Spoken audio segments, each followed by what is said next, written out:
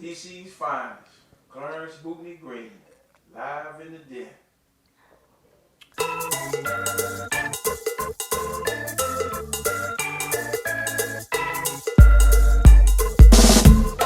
The moment I saw her, I knew she had style.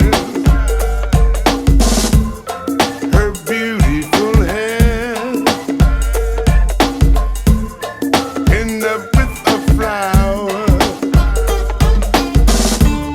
She lit up the room with her beautiful smile. Then she started dancing, and it drove.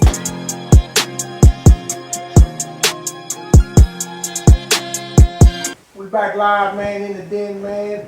Segment 2, man, with my main man, Bootney the Machine Green, from Spingarn High School, all metropolitan. That's all right. Now here we go back to 1983, your senior year. You made first team all Met. How was that for you? That was a blessing in disguise for me because I didn't even, to be honest with you, and the way I was playing, I had a hell of a senior. I wasn't even thinking about it. I wasn't even thinking about making all Met.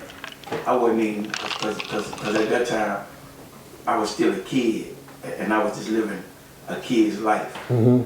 Basketball wasn't all what I've done. I had a social life too. So it wasn't always, it was basketball, but when I got back home, I could be around my friends, and we do kid things. So it wasn't that, I wasn't as consumed with basketball like a lot of other people were, but it was big for me when I found out I made it. Cause I was like, I wasn't shocked, but I was like, huh? And I went back, I didn't even know what I was averaging in my senior year. I didn't know what my point average was. I didn't even know I was averaging 10 rebounds a game.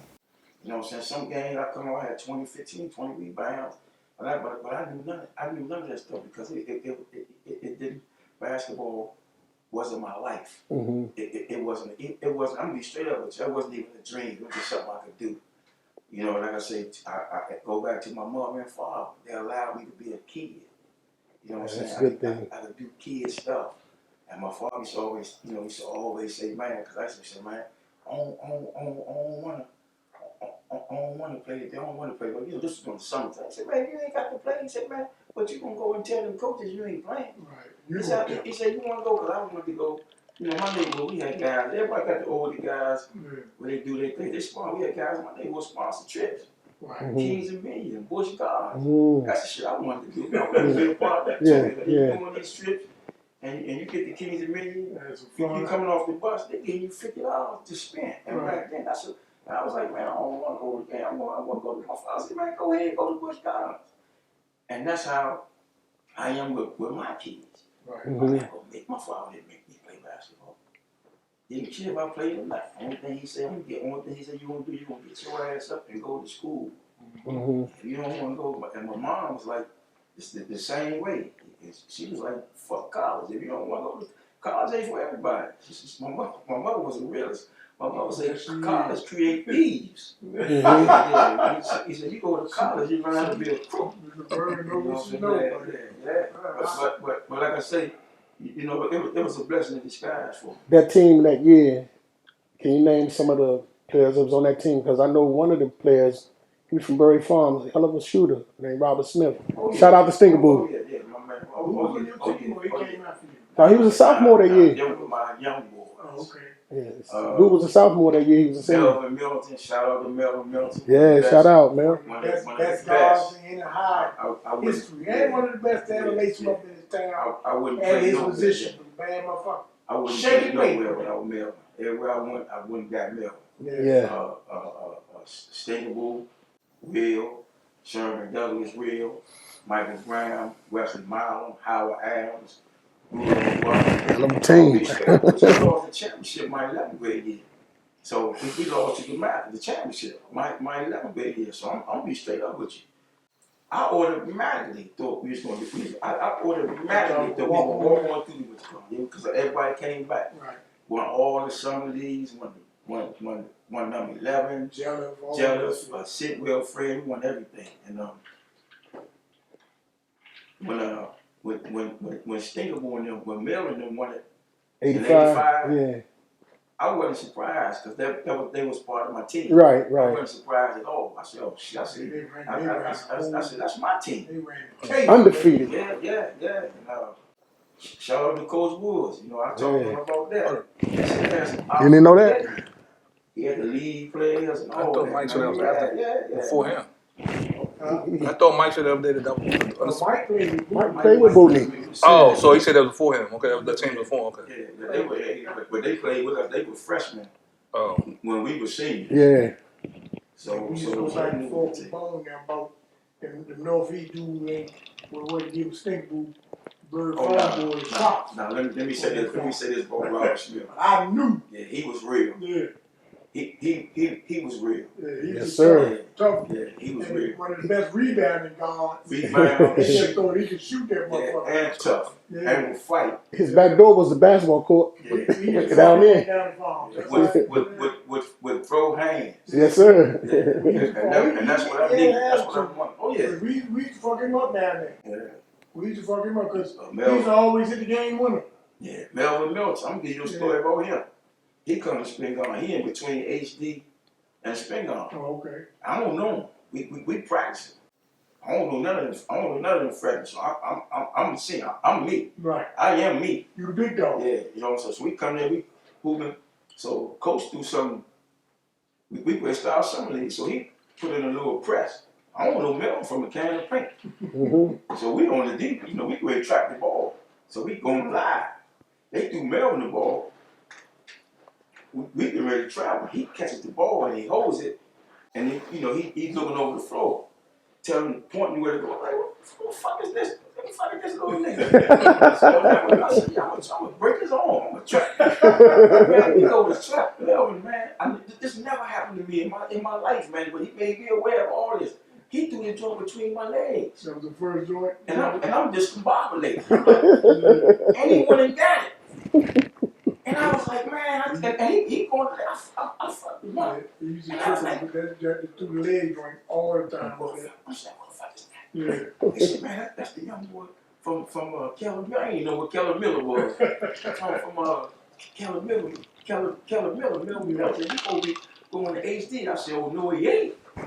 Man, we got them pressing, man. Come here for a minute. You know all that? And man, what? And Melvin, I didn't know. Looked up to me. Wow. Because I didn't know him, but they knew me. Right. You know what I'm saying? And he said, yeah, he came up. I said, I'm going to tell you this. I said, they say you practice with A.G. Wilson. He was like, yeah. I said, when you go practice with them today or tomorrow, don't come back over here. and I was, you know, I said, man, I hope I don't run him away. Right. I said, but man, I won him. And the next day he showed up. He said, I ain't going to ask you. Wow. Hey, look, Slim, I said, man, thank you, Jesus. This man, I was like, oh my God, man. I said, man, we been in this joint, man. And I'm going to be straight up again. It's me. My senior year, I thought he should have been the starting point guard. Not taking away nothing from Donnell Wright, Sherman Douglas, or whoever else we had playing the point. He take nothing from nobody. But I thought it should have been him. But Coach Wood, like I say, he know what he's doing. He know what he's doing. You know what I'm saying? And I know he would be my temporary year. There's something about him. He know basketball. He know he gave Melvin that ring, blew up, and the same way with me. So you know he nurtured us. You know what I'm saying? So that's the type of coach he was. But he was a Coach Wood and Coach Barrera. Coach Barrera was my man. He let me be me. You know what I'm saying? He allowed me to be me. You know what I'm saying? He had a thing. I don't know if he did with anybody else. When we go in, you know, rebounding, you know, I'm underneath. I got when the other team's shooting it, he'll say, "Squeeze it, Bootney." And when he say that, if it come off, can't nobody get the rebound but me. Right. I got to get it. Right. Because when he said he know the dude missing, so he'll say, he don't say that to nobody else. He say, "Squeeze it, Bootney." And when he say that, it sends something through my body. And when they come off, I try to bust them Like a off. machine. Bah! Like a machine, baby. And I hear him say, Sound like a motherfucking yeah, gunshot went yeah, off. Every rebound you got, and yeah, they couldn't get that motherfucker from you. and it was so crazy. Everything I did was an intimidating factor because I could see through people. Did you have that, and you hitting on that? Because every time you used to get that motherfucker Bootney, it wasn't no soft rebound. You had a lot of other shit with you. Yeah. With that rebound. Yeah. If a motherfucker reached in there, you trying to knock the motherfucker head I off. was gonna bowl you. Yeah. Everything my OGs did to me. That's why you say you was a man. That's why you say you was a man playing against boys. I feel God. There's a lot of motherfuckers, 6'9" niggas that was out there. And I knew, Miles, I could see through these niggas. Yeah, they ain't want that smoke. And my father, again, was in my ear. He never yelled at me. He's this whisper. And I can hear him. He said, man, when you, his main thing was, don't let them take your heart. Yeah. You better take theirs before they take yours. Yeah. I said, what the heck? And I was going to defend. And nobody gonna take my heart. He said, yeah, okay.